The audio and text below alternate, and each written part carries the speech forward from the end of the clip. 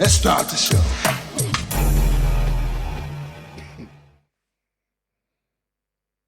Ladies and gentlemen, welcome back to Dork Entertainment. Welcome to Dork Talks. I've got Daniel Dog here with me. Daniel, how are you? I'm good. How are you? Not too bad, not too bad. So, welcome to Dork Talks. This is your first time on Dorks Podcast. Yeah, first time. I'm really excited to be here. Yes. So we're going to be talking about a few topics today, Okay. Daniel, a few things. A couple of movies that we've seen recently, Mm-hmm. namely Superman and Jurassic World. You know, we've done our out of theater reactions. We'll give our opinion on a little bit more in depth in regards to the movies, and we're going to have a bit of a discussion about superhero fatigue. Superhero fatigue and whether or Yes. not it's real. Yes. Okay, fair enough. So let's just start off the bat with the main hot topic at the moment, which is Superman. Okay, Superman. Yeah, let's go. We'll just rehash, I guess, what our ratings were initially. So I gave Superman a 9.1 out of 10. That's right. Yeah, you gave it a 9.1. I gave it a 9.2. And David was very controversial in his. Who's actually not here to defend himself, but That's okay.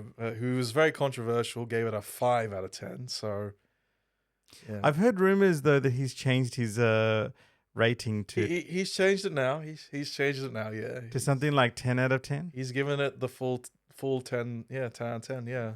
But it's interesting, yeah. So ours were very similar, 9.1, and yours was 0.1 above me. So Yeah. you liked it slightly more than I did. Yeah. Actually, if I could, I do want to change mine. I would actually give it a 10 as well. All right, so I'll keep my rating actually to 9.1, and Daniel Dog has changed his rating to 10 out of 10. So for Daniel, this was a perfect movie. Why did you think it was a perfect movie? I think this is a perfect introduction, not just to James Gunn's universe, but it's what Superman should be. Don't get me wrong, seeing Zack Snyder's take on Superman was great.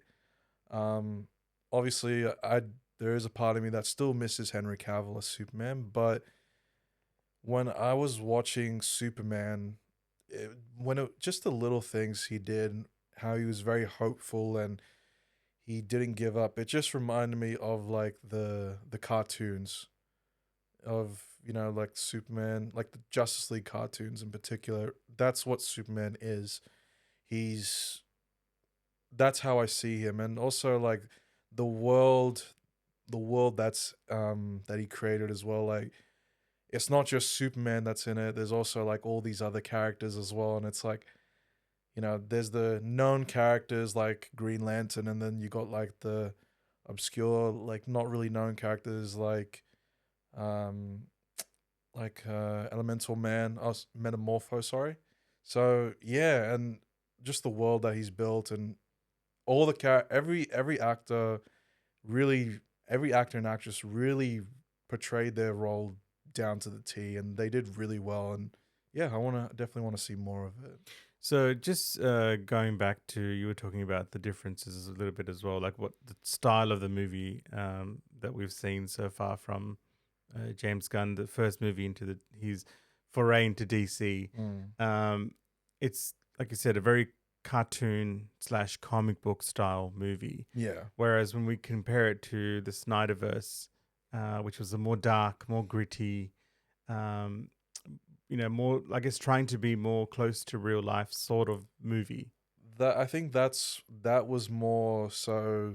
Snyder's take on Superman was more of him, like not worshiping, but like sort of showing more importance to his Kryptonian side, which, there's nothing wrong with that. But I think for James Gunn, it put a lot more emphasis on his human side. So yeah, that's what yeah. And what did you think about just looking at the CGI, prosthetics, makeup, etc.? One of the reasons I guess I sort of didn't give it a perfect score was partially because of the makeup and prosthetics. Like the CGI was good in most parts. There were some parts that was a bit shonky, but like 90%, 95% was really good. Um, the makeup and the prosthetics and everything that was like that was used, Mm. I just felt it looked a bit off, like a little bit off. I don't know what it was. It was. I mean, I understand that's his style, Yeah, yeah, that's the um, style. but I just feel like it was just a little bit off. Like there was something about it that just was a bit off-putting. Like do you know what I mean? Like it didn't seem like, for example, like this is just his character, but like I was actually gonna ask for an example. Yeah. yeah, like Guy Gardner's like hairstyle looked a bit chunky there, like the wig that he was wearing, and I forgot the character's name, the one that was just the head that could create. Was that Mr. with the elements? Elemental Man. Yeah. Yeah. So when initially when they showed him, he looked really good, but then when he eventually came out of that world Mm. into Superman's world, it just looked a bit chonky in daylight, because those were darker scenes when they was locked up trying to Mm. contain Superman. Mm. But when he came outside and he, there was that battle with, the army and the soldiers, it just looked a bit wonky there. I don't know. Yeah. I think with the Guy Gardner's hairstyle, it's like if you read the comics and you see Guy, it's like that's what he looks like when he's introduced. He has that sort of bob cut, like ugly looking hairstyle, and he's a Ranga in that. But yeah, no, like I didn't really have a problem with that. In terms of like everything else, it's like yeah, I could see it was a little bit shonky, especially with Elemental Man. I'm pretty sure I'm saying his name wrong, but um yeah, I think that was one thing that I knew was going to be a challenge because for him, it's like he can change into anything. He can turn his whole body into like a gas or whatever. So it was like, it was going to be a little difficult, but yeah, no, like all in all, I think it looked all right. I mean, it could have been a lot worse, but Yeah, and it could have been just that little bit better, but anyway. yeah, yeah, that's The true. music was really good. I really liked the music. I liked the score. Mm, It really brought me back to, like, the Superman that we know, like prior to Man of Steel, right? yeah. That just the theme like brought me back to that, and I really enjoyed that. What did you think? Yeah, no, the score, like, again, reminded me of the old cartoons. That like that's basically this movie was like a lot of people have said that this movie was the old cartoons just made into live action, and then I can definitely see that. Like the score, yeah, it just gave me that like hopeful sort of feeling. I was never once like, oh, like this is a very dark and gritty type sort of thing. Yeah. Yeah. And I guess just talking about the characters in the movie. I mean, obviously Superman was one of my favorite characters. Mm.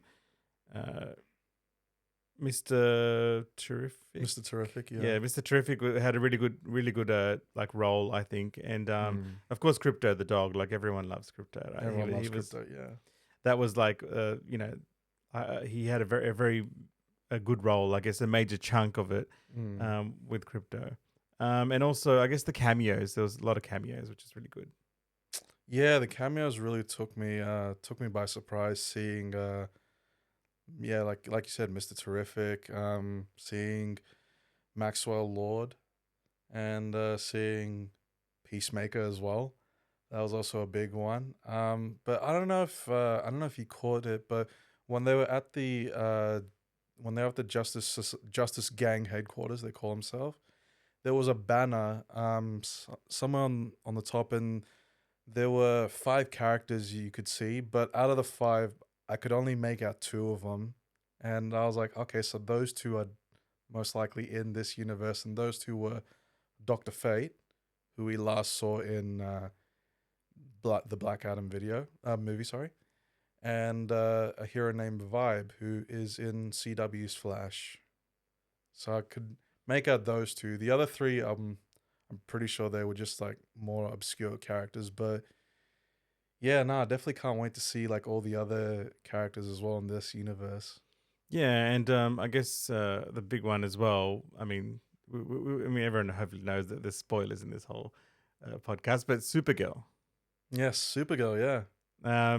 I always thought Crypto was I knew he was minding the dog for someone, Mm. but it was Supergirl's dog. So I mean, I didn't read much of the comics there, but I didn't know that was Supergirl's dog. But apparently, the next movie is going to be Supergirl in the DC universe. Yeah, the next one is gonna be about Supergirl, and basically she's just gonna be, uh, it's kind of delving into comics. So a lot of people, actually, I wanted to ask you, sorry, just the brief seconds you saw Supergirl, what did you think? Did you like her? Did you like what was your reaction towards her? Yeah, no, it was a very brief cameo, and I thought she fit the part.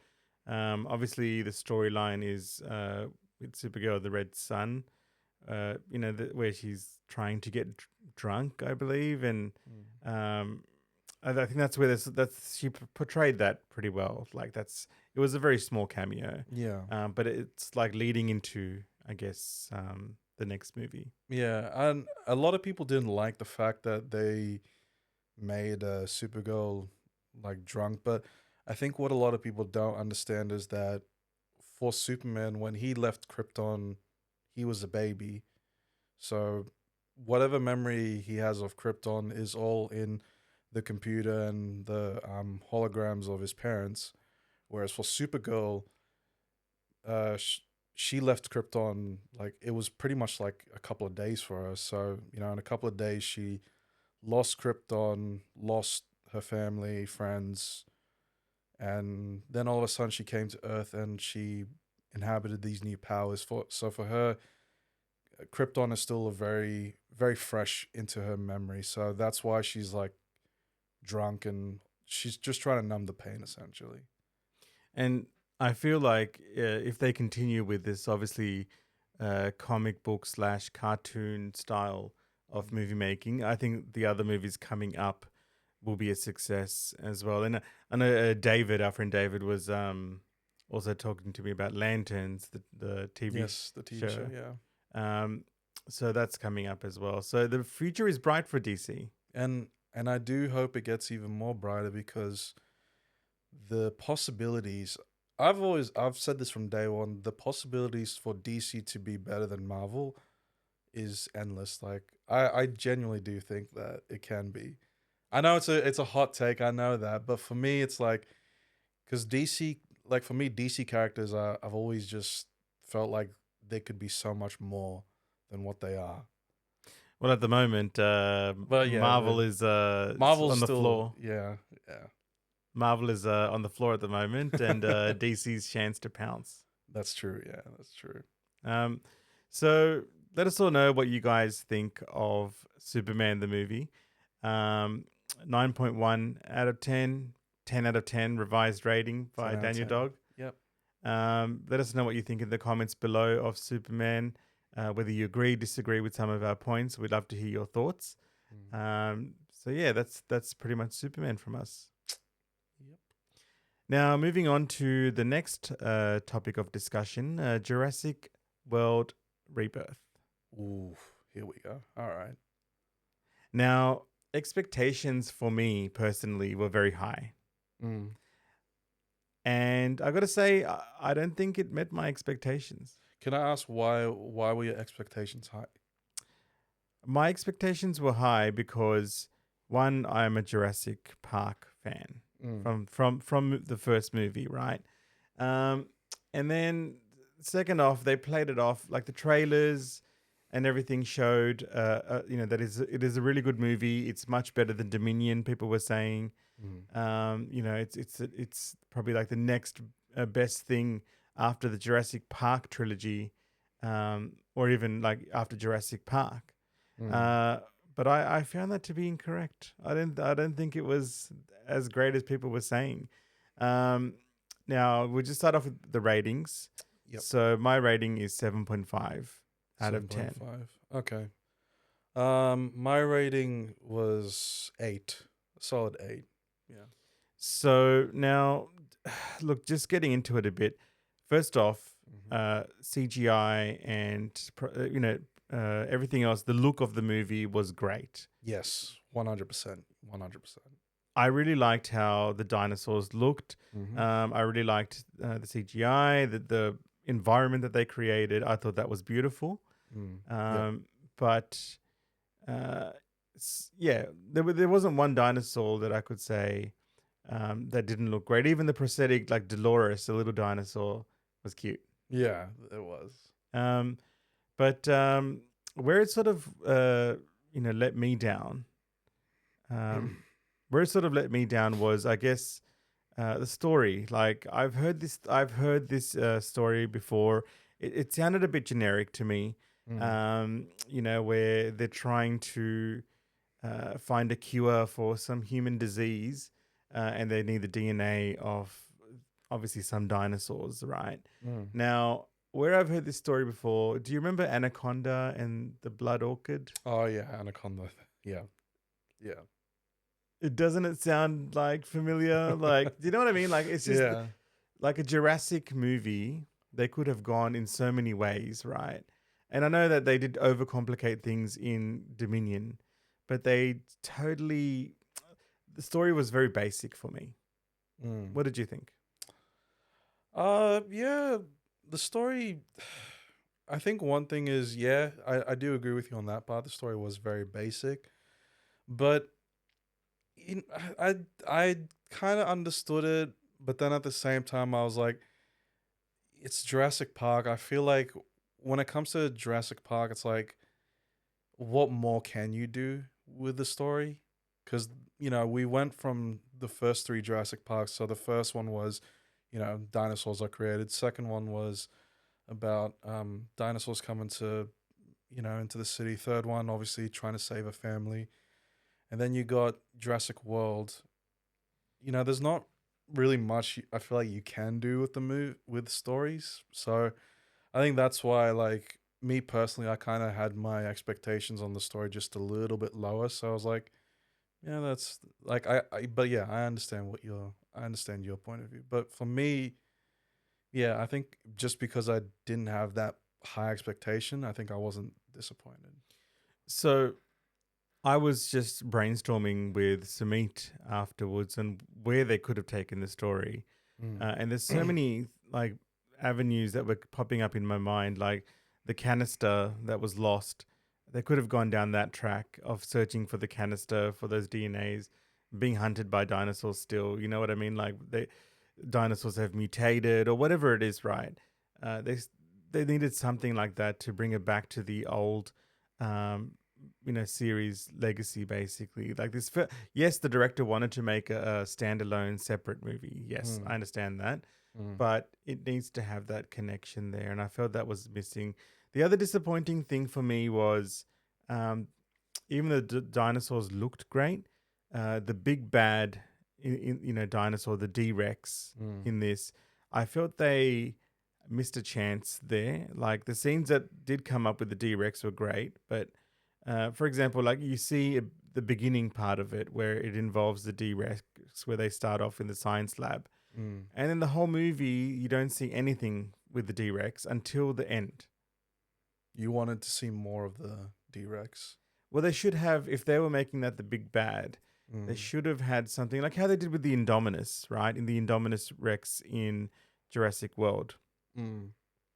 They, played, they sort of spoke about it or, showed bits and pieces. They kept it a mystery, but they still spoke about it throughout the movie. Mm. And then you had, it'd pop in every now and then and create a ruckus. And then, then there's the finale, right?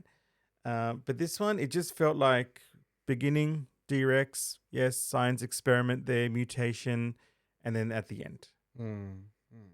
That was disappointing. And also, uh, you know, prior to the movie, this is where the fandom part comes out, because prior to the movie, you hear a lot of things, and I heard, the Velociraptors, that they were going back to the design of the Lost World Mm. and Jurassic Park 3, like those raptors. Mm. And we see the raptors in this movie for literally 30 seconds Yeah. and in the background. Yeah. Yeah. And then that's it. The raptors are gone. Like, you know what I mean? Like, that was a bit disappointing for me, but that was probably my own fault. Hmm. What do you think? What were the positives and what were the negatives in your opinion? So just going by what you were saying. So you were saying like one of the storylines they could have done was search for the canister that contained all the DNA. I don't know. Did you ever play the Jurassic Park Telltale game?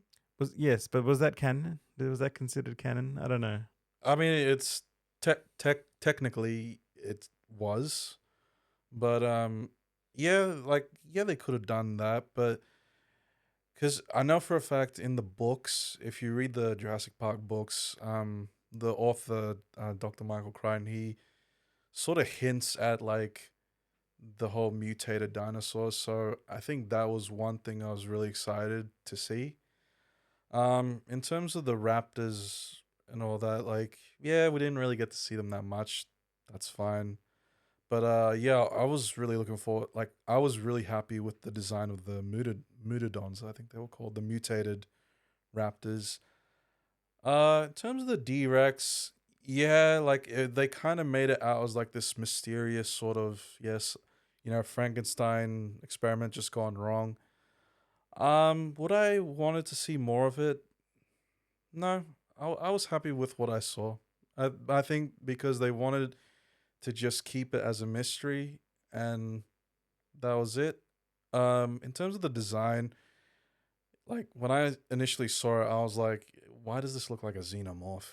But yeah, no, I think yeah, like other than that, like didn't really have any problems with it. No, Xenomorph or beluga whale or there's a bit of both, bit of both. dolphin maybe. Yeah, yeah. Um, I think. What did you think of the character development in this? Because they spent a lot of time in the beginning of the movie, and Gareth Edwards does this a lot in his movies. Like he develops the characters in monster movies, like and where the human characters have a bigger role.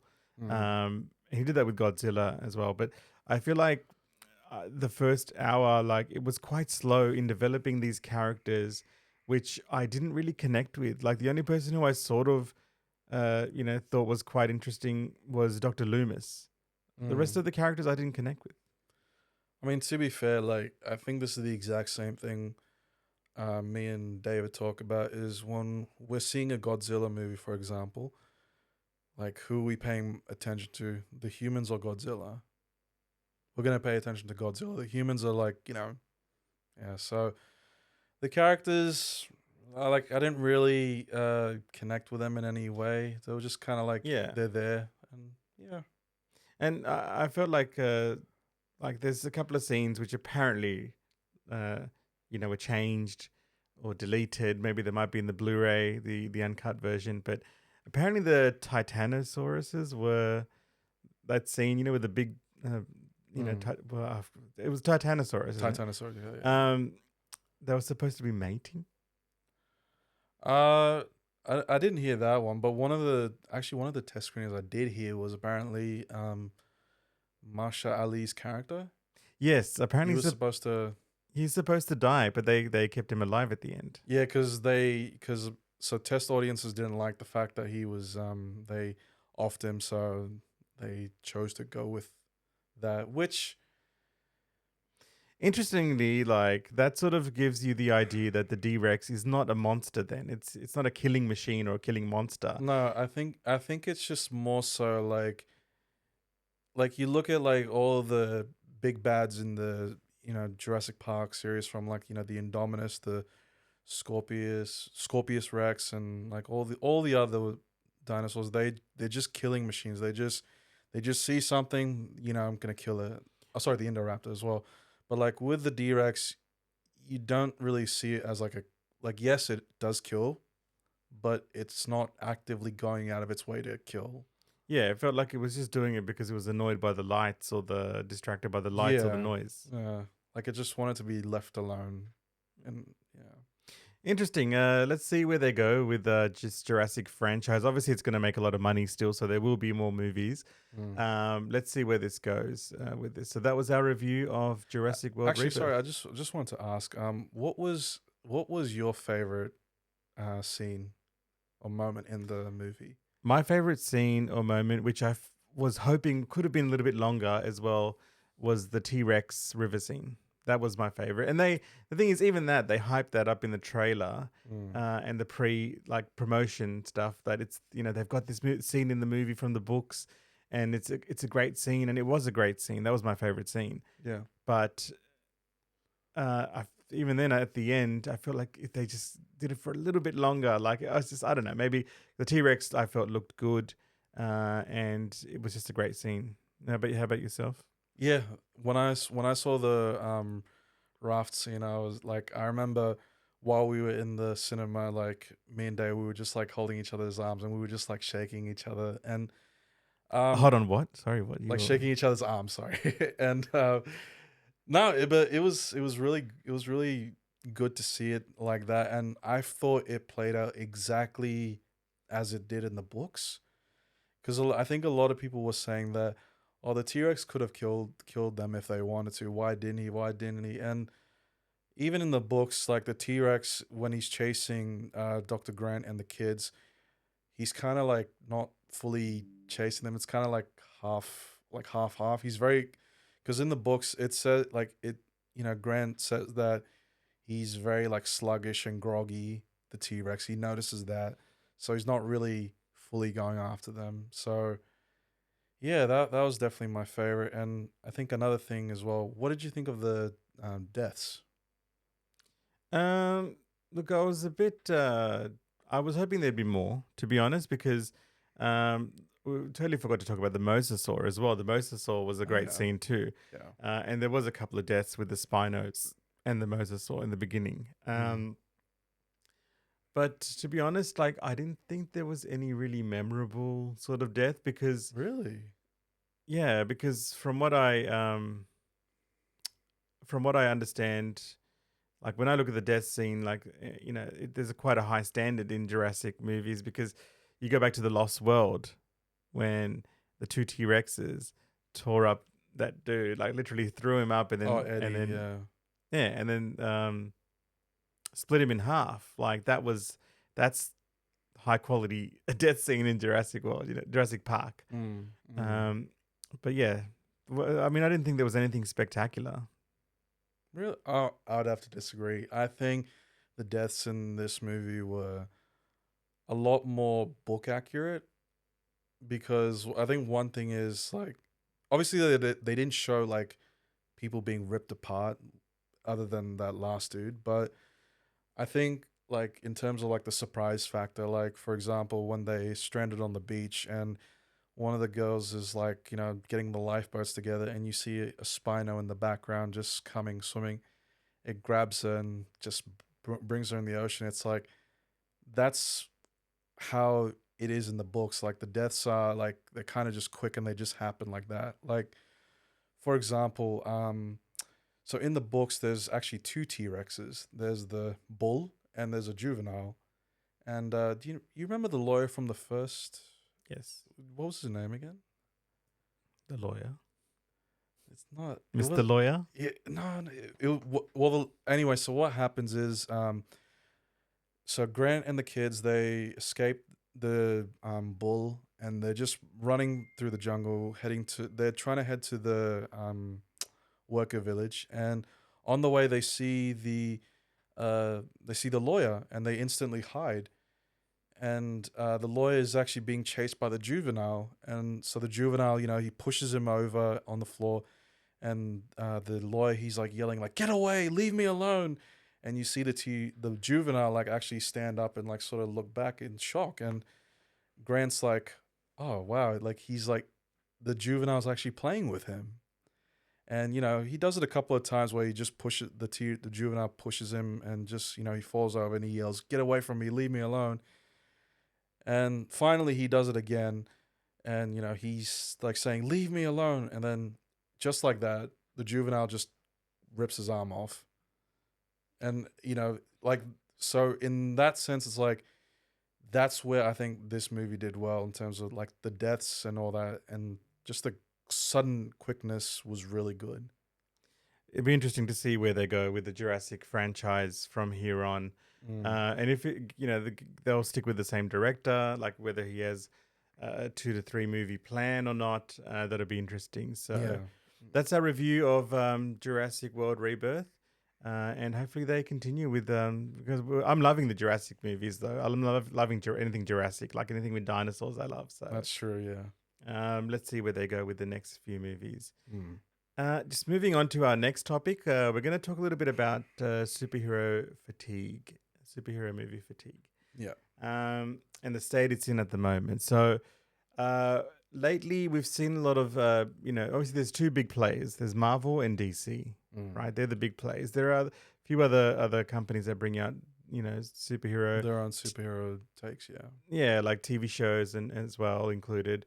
But Marvel and DC are the two big players. Can you name any just off the top of your head? I can't name any off the top of my head, Daniel. Do you know any? Invincible. You mean like companies or you mean like the TV shows? The TV show. Well, there's Invincible. The Boys. The Boys is one, yeah. Like that's a great TV show. But like, do you know what I mean? Like there's two main players, right? Yeah, you got Marvel and DC, and then you got just those two. Yeah. Are they fatigued? Oof. I think a lot of people are starting to get fatigue for Marvel. I've noticed. DC. Why is that? You know what? I'm going to be honest. I actually don't know because a lot of people didn't like Thunderbolts, which I did. I enjoyed it. Let's just start with what we feel like in our own opinion. Like, Okay. I'll tell you what I feel. Yeah. Right. Marvel initially made some really great movies, and there wasn't anything really they need to do different. After Avengers Endgame, the quality of the movies I felt dipped a little bit. Mm-hmm. There was no clear storyline or path that they were taking, even though there was that multiverse thing that started to come in, but that wasn't even done really well, in my opinion. That's when I think people started noticing that a lot of this is the same thing over and over again, the same not bad, but not great quality stuff over and over again. Yeah. And DC was also going through the same sort of thing at that time. And I think that's why James Gunn has gone in the opposite direction to do a refresh, to go back to that comic book cartoon style that they need, right?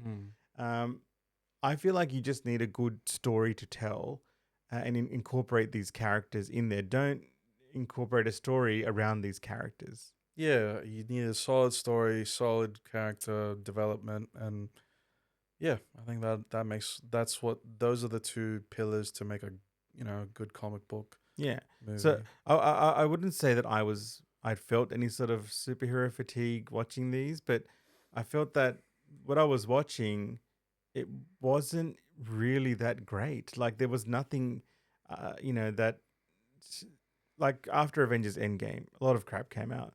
But then we had a good Spider-Man movie came out as well, right? I thought... and Guardians. Guardians as well, right? But they had good stories, they had good characters, and they made the movie well. Some of the movies weren't made that well. So what movies would you say? I mean, to be honest, I can't really think of them at the top of my head because they weren't memorable at all. Do you know what I mean? I think my only movie I can think of that, like if I go back to, like, for example, Doctor Strange, Multiverse of Madness. That's one example. I felt that was very poor. Like, really? Yeah, because that really became a WandaVision movie. It was not really about Doctor Strange exploring the multiverse. It became more about WandaVision looking for her kids. Right? That's why I was disappointed in that. And they were trying to make that multiverse the main thing at that time. We got Deadpool, which was good as well, but it wasn't great. Like, I thought it was good. We got to see Wolverine again. There was a little bit of that multiverse thing there. But I feel like they need to make a quality movie. And I feel like that's coming with Fantastic Four, Avengers Doomsday. They're sort of reaching that pinnacle that they did with the initial phases with Endgame. You know what I mean? Like, they're reaching that pinnacle with Doomsday and then Secret Wars as well. Yeah. And with the injection of the X-Men coming in as well. So, they've just got to make it a quality movie, right? Yeah. No, that's okay. Fair enough. I think when it comes to Marvel movies, the only one that I see that wasn't that good post Endgame in my opinion, was Shang-Chi. I don't know. To me, it was just kind of like, yeah, cool. Next, yeah. But I think, would you say the TV shows hurt the Marvel formula, or would you say it strengthened? Would you say it strengthened it? Look, even with the TV shows, right? I Mm. didn't really like Wonder Vision that much, but it wasn't that bad. Loki, I enjoyed Loki, the TV Mm. shows, the seasons, and Moon Knight. I actually enjoyed Moon Knight. I didn't really I didn't really like the Captain America TV show too much.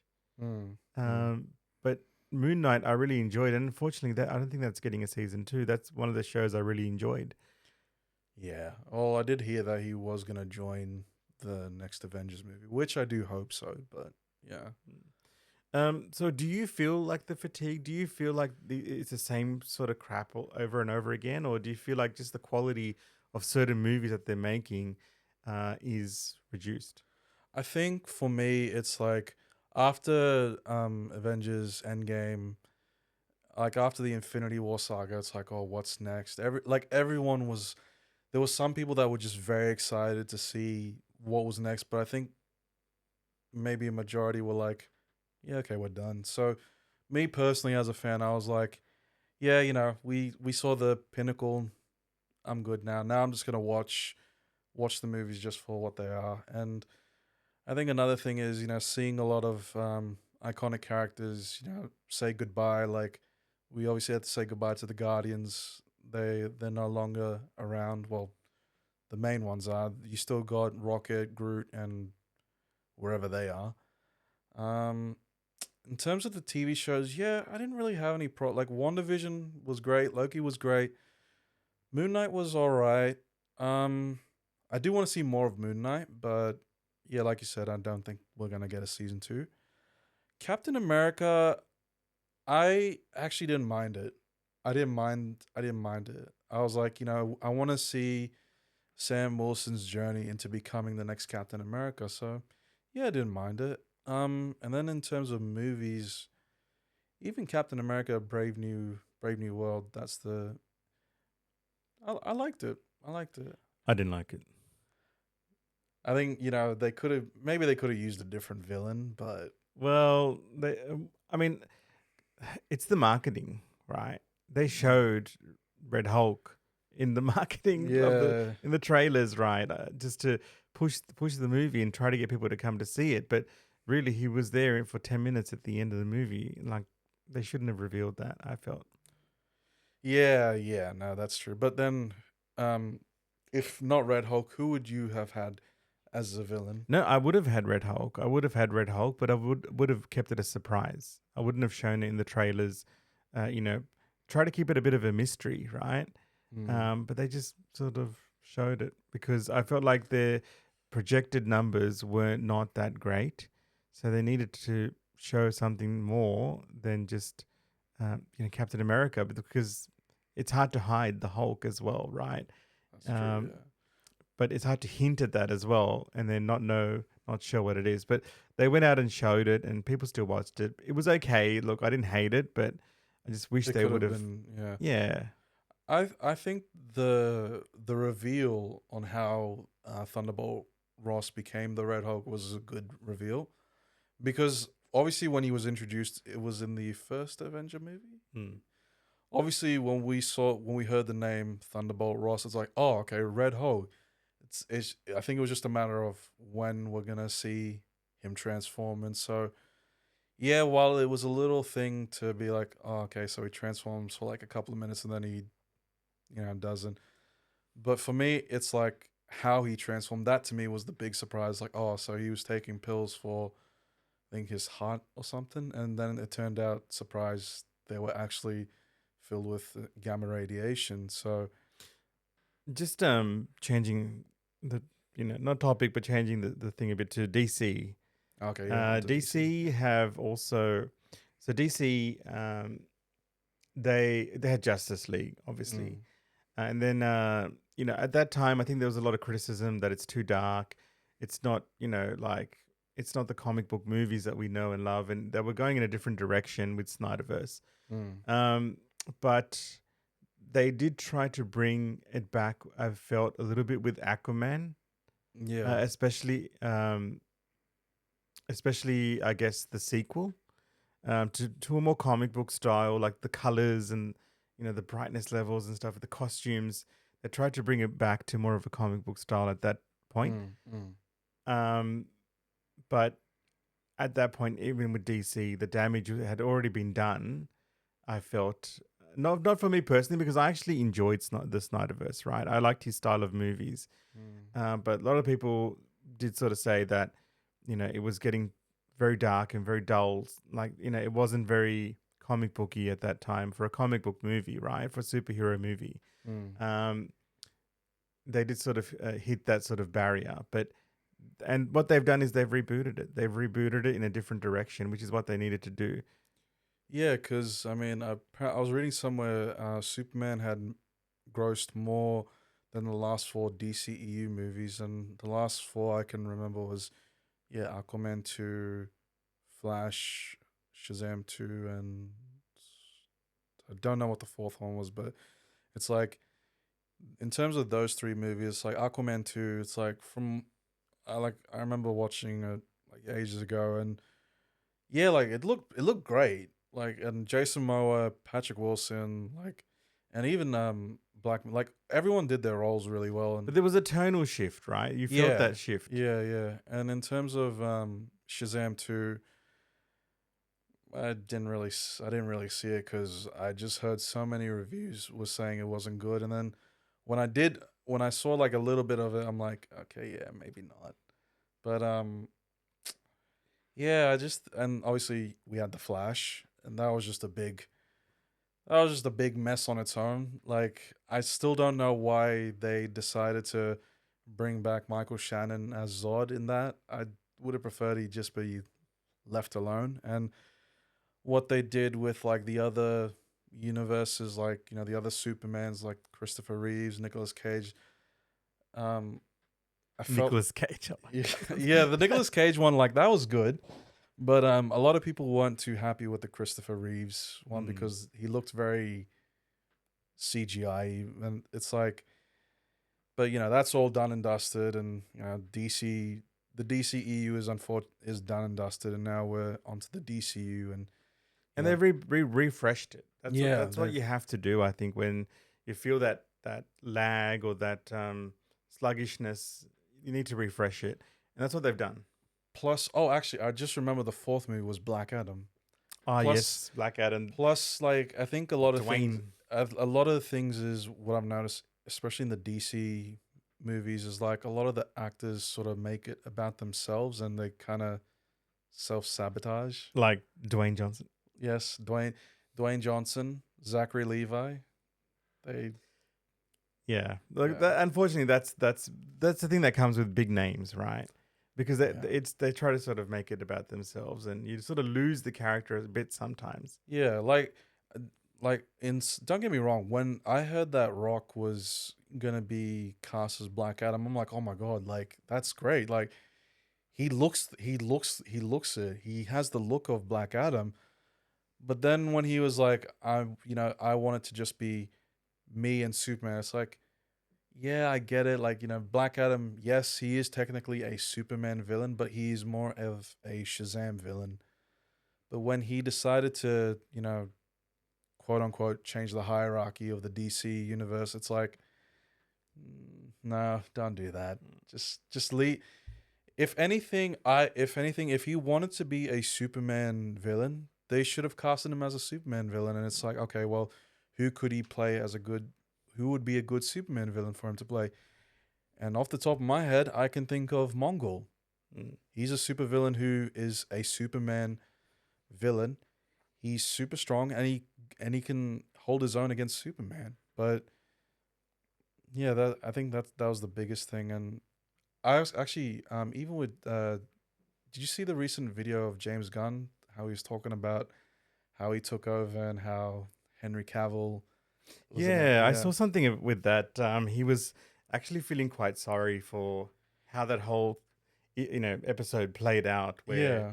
they had to tell Henry Henry, Cavill yeah. that he's being replaced, that he's no longer going to be Superman. Yeah, so he was basically saying, like, when the deal had just been made that, yeah, he'd just been cast as the new head of DC. That's when, well, as he said, someone decided to do their own thing, go against the equation. And so he was like, well, hang on, this isn't what we're doing. Like, what's going on? So he ended up having a talk with Cavill, and in his words, he felt very sorry for him, and he said that he was a gentleman about it, and they did tell him, like, we are going in a different direction. So, and I still remember it was a kick in the gut when we heard, oh yeah, Cavill's back. It's like, oh my god, he's back, and then just a couple of days later, he's not. It's like, oh, okay. Well, that's a plus for Marvel then, because I think they've grabbed Henry Cavill to join Marvel, and he had a brief cameo in a Deadpool. Yeah, brief cameo. Yeah. As Wolverine. That was insane. But I believe No, you mean the Cavalrine. the Cavalrine. Sorry, Yes. but they will bring him back definitely for something. Oh else. yeah, James Gunn has said, like, on multiple occasions that No, not James Gunn. He's in Marvel now. DC can. no. He actually wants to bring Henry Cavill into DC. Yeah, that's a bit too late for that now, because I think the thing is, though, once people take sides, right? Once you just start doing Marvel movies, you don't see them doing DC, right? Once you start doing DC movies, you don't see them coming into Marvel and doing a random movie, right? It's a block of movies that you'll do for one or the other. I see him coming back to DC, but Do you know any examples where that's happened in the past? where a person has gone to Marvel and then gone to DC. Yeah, like where they do both. I know there are some actors that have done that. I don't think there is. I don't think there actually is. Like a lot of them, once they shift over, like with James Gunn, for example, a lot of his friends that he made movies with in the past go with him, right? Like you won't see Batista in Marvel anymore. Well, yeah, because he's like his character as Drax is finished. Yeah, because he said as well, like he came out and said, I'm not going to make any other movie, with Marvel or a Guardians of the Galaxy movie with Drax, like the character. Either way, if James Gunn is not directing. So, and then you got Bradley Cooper, who's gone to obviously Superman. He's in Superman as well in James Gunn, and his brother as well, James Gunn's brother. So that, you know what I mean? Like they sort of shift from one to the other. I find, which I think is fine, but like, yeah, I think for me, I do want to see him in the DCU. Henry Cavill. Do you think his next movie will be DC or Marvel? Henry's. I'm pretty sure his next movie is Warhammer, isn't it? No, I mean for the comic book. Oh, for comic books. Oof. Well, who knows?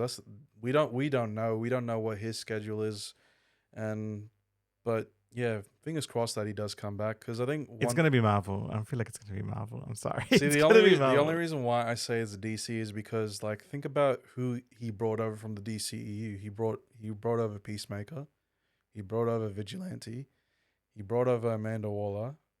So who knows? Maybe. And biggest one of them all, Jason Momoa. But Jason Momoa hasn't done Marvel, right? No, he hasn't done Marvel. No, he's always done DC. Do you know what I mean? Do you see what I'm trying to say? Like they do one or the other, or once they shift over to one, you don't see them jumping. But I do feel like there are actors that have done that. I feel like there are. I feel like there are actors. I know, like, obviously, the ones that I can think of off the top of my head is Nathan Fillion and Sean Gunn. Those are the only two that I can think of from the top of my head. But I'm pretty sure there are others. Let us know in the comments, guys, if you guys can come up with any that we've missed. If there are any that do both, that would be quite interesting, because I've always just thought, it's one or the other. Like there's a contractual agreement, I'm guessing, somewhere there. Like, you can't do any Marvel movies or you can't do any DC movies. You're not supposed to go there. Yeah, don't go to the dark side. Yeah. But yeah, that's interesting. Look, I think that the fatigue, it probably is there somewhere. But I feel like they can get over that and just make really good movies. Like good production, good characters, good story. That's the main thing, and a good script, right? Mm. Obviously, they get good actors, Yeah. but they need to just make a really good movie, and they can people will go and watch it. Yeah. Yeah. That's pretty much it. Good story, good characters, solid character development. Yeah. That's all you need. Actually, just wanted to ask you, what have you been hearing about Ironheart, and are you planning on watching it? Look, I've heard mixed things. I've heard bad things. Mm. But recently, a few people that I know have watched it, and they said it's okay. It's worth the watch. And then you've got the big reveal at the end, which, in case anyone hasn't seen it, we won't reveal what that is. But there's a big actor who I thought was going to come into One Division in that universe. They were hinting at that, but didn't end up coming. And then now they've turned up in Ironheart. So look, I think there will be a time, maybe not right now, but there will be a time when I have time to watch it, and I will watch it. Okay. But I've heard goodish sort of things from a few people. Is there any character, um, like from the previous Marvel films you want to see in like the new ones? So, like for example, like with the Marvels, right? Do you think like their story's finished, or do you want to see them as well in? Unfortunately, I feel like their story might be finished just because, you know, like for example, Captain Marvel. Mm. I don't think she's coming back. Brie Larson. Um, I forgot Miss Marvel. I think will be back, right? Yeah. Um, you look at the Eternals. I don't think the Eternals will be back. Do you know what I mean? Like I feel like they've tried these characters and stories with they expected a lot more, Mm. but it hasn't been that expectation hasn't been met. Yeah, that's true. So there's been a lot of characters who I think they might even bring back because we all know that Secret Wars Secret Wars is happening. Mm. And there's a lot of characters in that movie, and there'll be a lot of deaths in that movie too, Mm. right? They might bring some of these characters back to kill them off.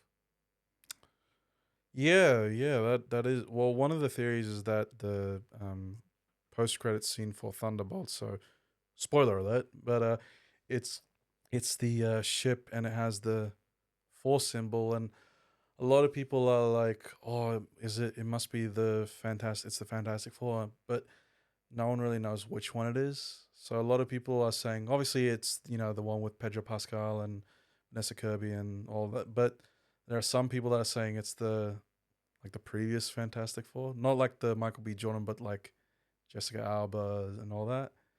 So It'll be interesting because that could lead into Secret Wars too. But the next movie after Fantastic Four is Doomsday. yeah, So and apparently, word has it that's come out so far. There's been a few test screenings of Fantastic Four, and some are mostly good reviews. mm. I think 8 out of 10 reviews have been positive. Okay, yeah, yep. A couple, obviously, that it's not so great, but apparently it's a good family movie. It's got good 60s aesthetic and everything, but it's a good movie. But also, word is coming out that there are 2 post-credit scenes in that. Yeah, okay. So post-credit scenes are obviously infamous, now, especially considering the from- next, especially considering the next movie is Avengers Doomsday after that. So you can imagine what the post-credit scene might be Mm. and who it might involve. But I think like it's funny that you mentioned like the Eternals and all that. I don't think they'll show up until like Galactus. I feel like that's when they'll show up. Yeah, I think so. Maybe I think for now like they're just kind of yeah, like just sidelining them for now, and then when Galactus the big bad's there, that's when everyone's gonna be together. But yeah, that's what I think. Yeah, that's everything I've got to say now, and yeah. And yeah, thank you so much for watching, guys. Hope you enjoyed it. Make sure you like, comment, and subscribe. And yeah, we'll see you in the next one. Peace.